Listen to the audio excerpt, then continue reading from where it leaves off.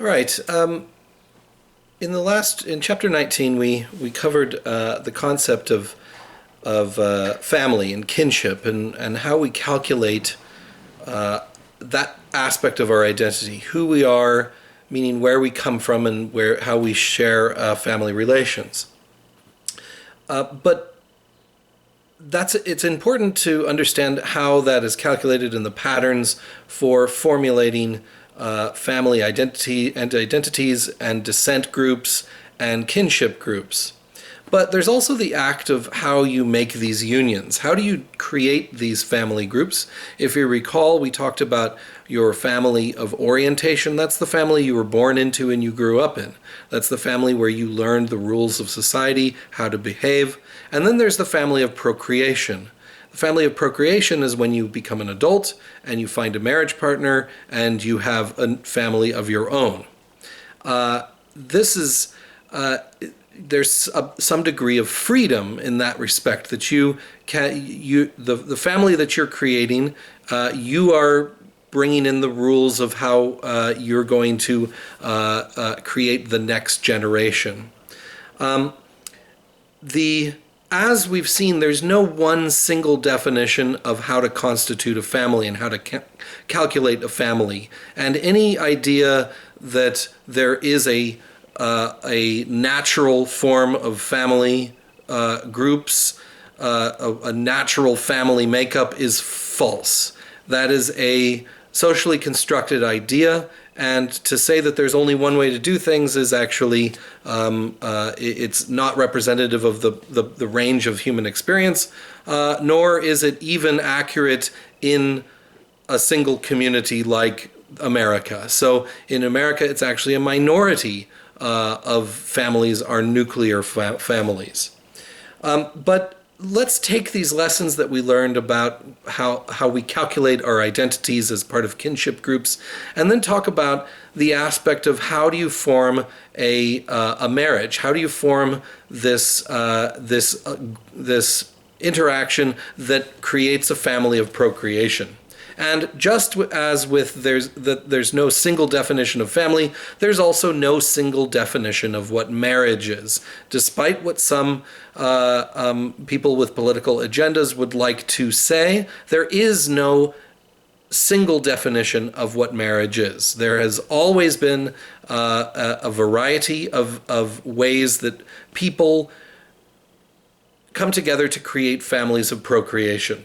There's no one definition that adequately accounts for the range of diversity found in marriages cross-culturally.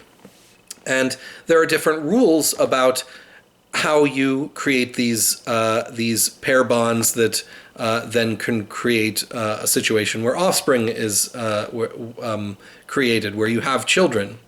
Who do you marry? What is appropriate?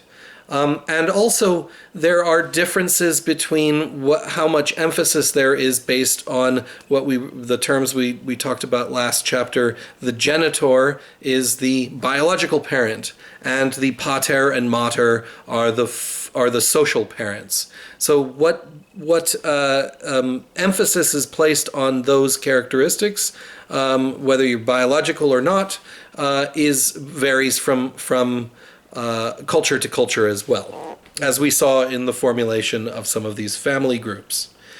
Now, there's a few, once again, just as with the last chapter, there's some terminology that you'll need to know because they're important for breaking down some of the ways that we can investigate the phenomenon of marriage cross-culturally. Now, we're using the word marriage because we're speaking the English language, and we have to have a term that we use for this act of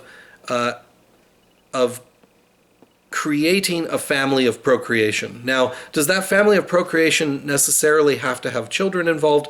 No, not necessarily. We'll come in a few moments to even the concept of, for instance, same-sex marriage. Is that a marriage? Does it account for all of the things that marriage must have? As we'll see, we'll go through what that definition is in a moment and see if that works.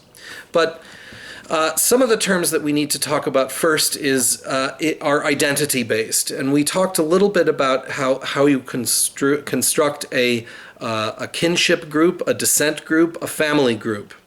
And once you've created that identity around that, then you have people that are part of that group, and you have people that are not part of that group. And different societies have different rules about whether you can marry within the group or whether you must marry outside of that group. So I'll just refer you back to the last lesson to see how those groups are formulated. But the practice of marrying outside of your group is what we call exogamy. Exogamy, the opposite of that is only marrying within your group, that is endogamy. Endogamy means we're only marrying within this group. Now, what does that mean to marry in the group?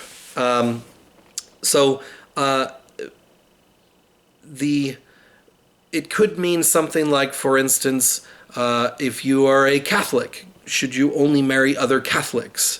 Or if you are a Spanish speaker, should you only marry other Spanish speakers? These can be identity groups that you can consider endogamous, if that's the way that you define your rules of you can't marry outside of that group. If you're a Catholic, can you marry a Jewish person? Maybe, but that would be then, in terms of those boundaries between those identities, that would be exogamy, marrying outside of your group.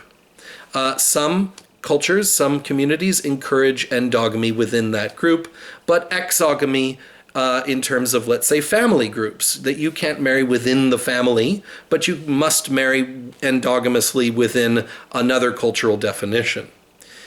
So the practices of endogamy and exogamy, they have some social functions. So for instance, exogamy is a practice that encourages people to create and maintain wider social networks, that you're encouraged to get marriage partners from outside of your group. And this nurtures and protects people in times of need. This can be a benefit to a community. But if you have too close of endogamy, going away from exogamy here for a moment, if you marry within your group, you maintain power, you maintain property, you pass things on within the family. But something that seems to be a near universal, and I'm going to say this again, nearly universal, not a universal, but nearly a universal, is something that is we use the word incest. Incest is something that is nearly universally avoided in almost every culture. But, and here is a very important point, is that what is incest? Incest is socially constructed because, as we saw in the last chapter, what constitutes a family unit, what constitutes a kin group, is also socially constructed and varies from culture to culture. So what you call an incestuous relationship might not be the same in every culture. So for instance, can you marry your cousin? Well, here in this country, by law, in most places don't allow you to do that, your first cousin.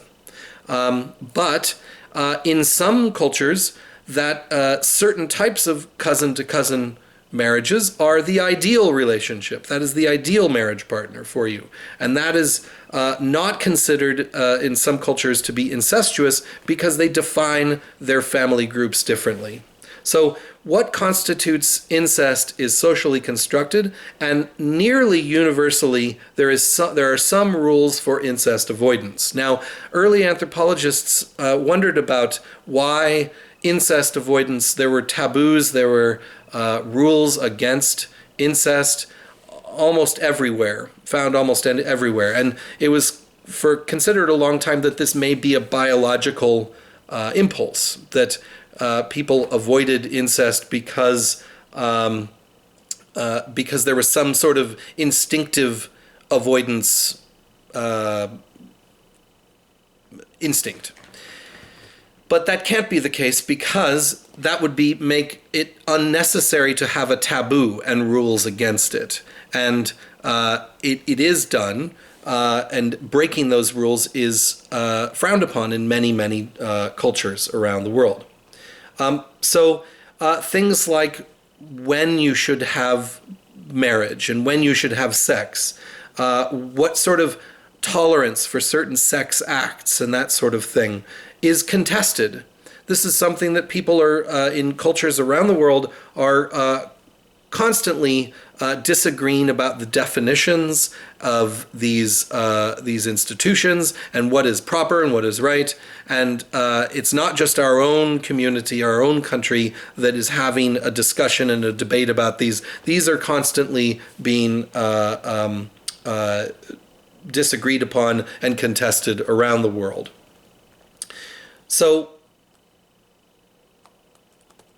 as I said, most cultures have some kind of an incest avoidance taboo or incest avoidance rule. But it does happen, and in some cases, a cross-cultural study that your book talks about that looked at 87 different cultures from across the world found that incest did occur in several of them, but there were incest avoidance rules in most of them. Now, in this study, it actually found that there were some patterns that emerged that father-daughter incest was least likely in social circumstances where there was a great deal of paternal parenting. And so you found the least number of incest occurrences when a father was involved in the raising of the child. And as the paternal parenting was reduced, you had an increase in incestuous relationships. Some incest, however, is found in some cultures where it is a function of society, of certain functions. Now, I'll refer you back to chapter 13 when we talked about the theories, the anthropological theories. And you'll recall we talked about functionalism.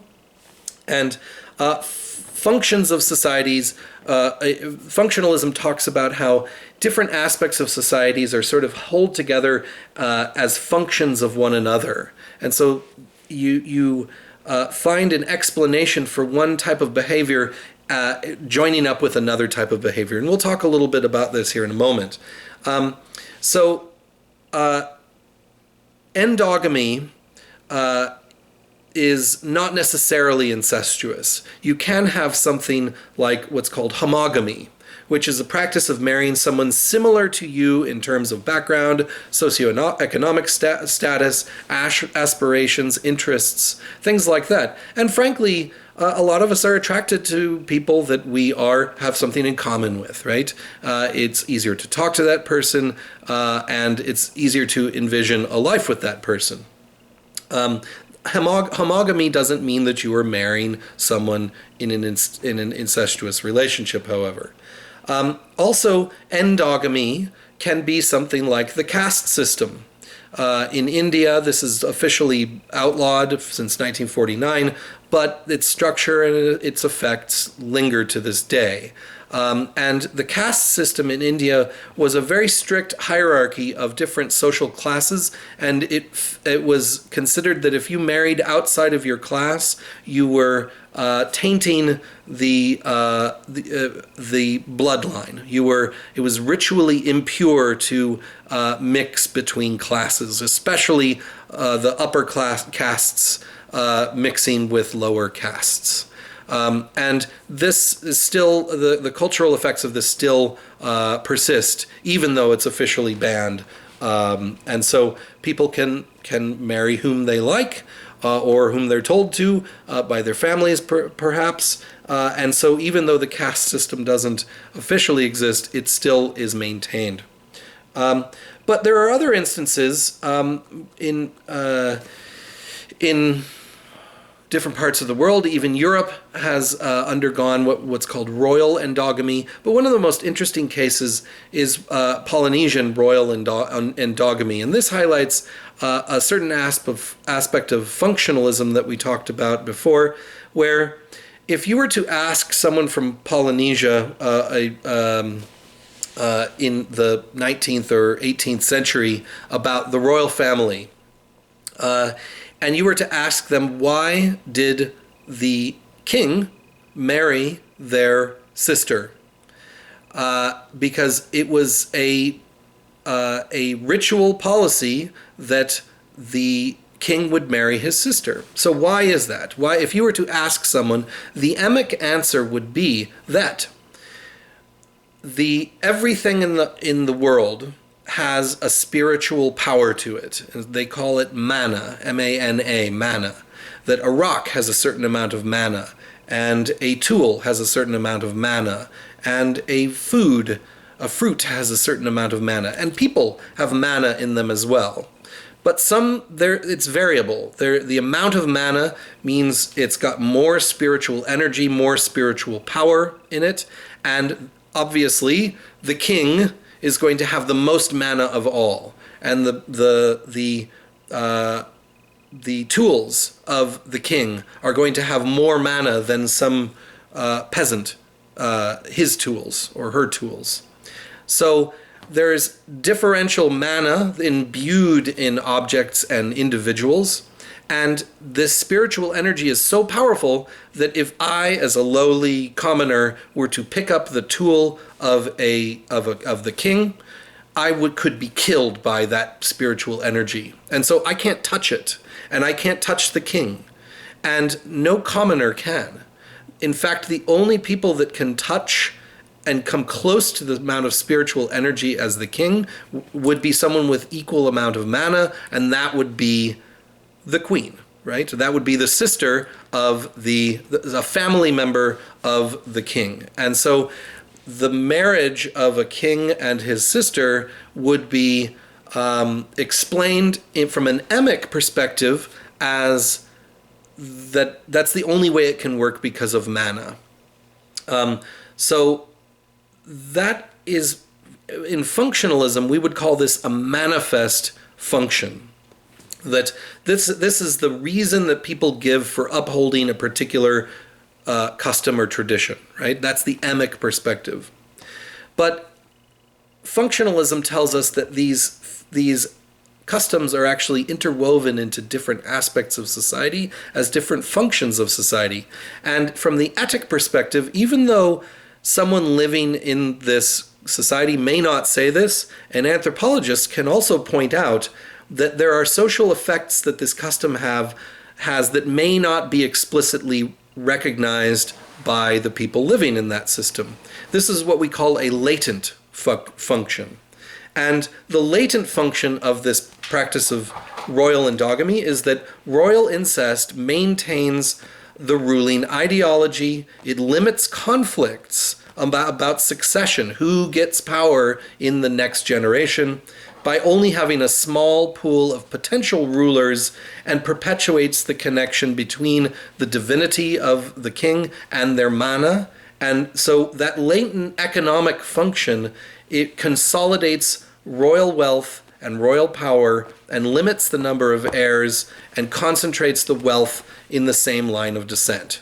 So that would be the etic interpretation of the latent function. That's something, interpretation that someone living in this society would not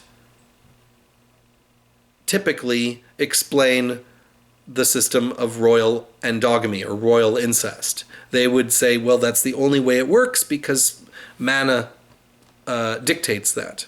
But the anthropologist sees that there are different functions at work that actually are useful to explain how this custom and this practice might have arisen and why it perpetuates.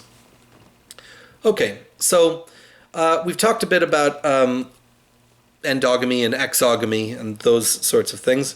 And let's talk about what marriage really is. Well, and because what I want to talk about is can you have marriage and same-sex marriage, because we've been talking about families of procreation, and that name itself implies that there's offspring that are being generated from this. And same-sex partnerships can't biologically produce those offspring in that way. But we can actually parent with same-sex couples, even though they may not be able to produce offspring themselves. So let's look at a definition of marriage and that Edmund Leach came up with in 1955 and put it to the test to see if same-sex marriages actually can be called marriage. So let's go through, and your book has these as well. There's 6 definitions, lines that Leach talks about that constitute the kinds of rights that are allocated by marriage. And those are: marriage can establish legal parentage. 2, marriage can give either or both spouses monopoly in the sexuality of the other. 3, marriage can give either or both spouses the right to the labor of each other. 4, marriage can give either or both spouses rights over the other's property. 5, marriage can establish a joint fund of property, a partnership for the benefit of the family's children. And 6, marriage can establish a socially significant relationship of affinity between spouses and their relatives, right? So creating this larger family. So with these definitions of marriage here, let's go through them and see if they actually can be fulfilled by, these rights can be fulfilled by same-sex partnerships. Marriage can establish legal parentage. Yes.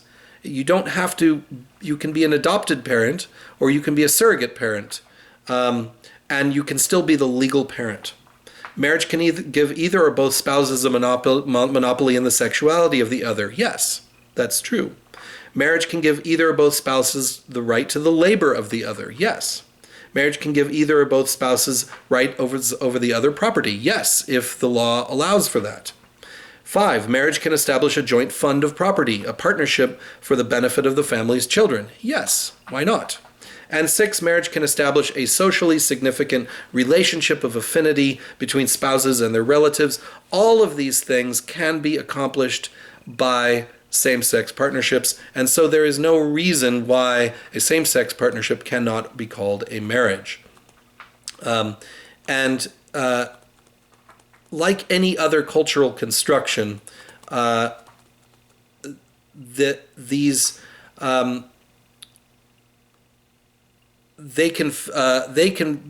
same-sex partnership can fulfill the cultural needs that a marriage provides in that culture. Now, let's move on to what marriage does in a society.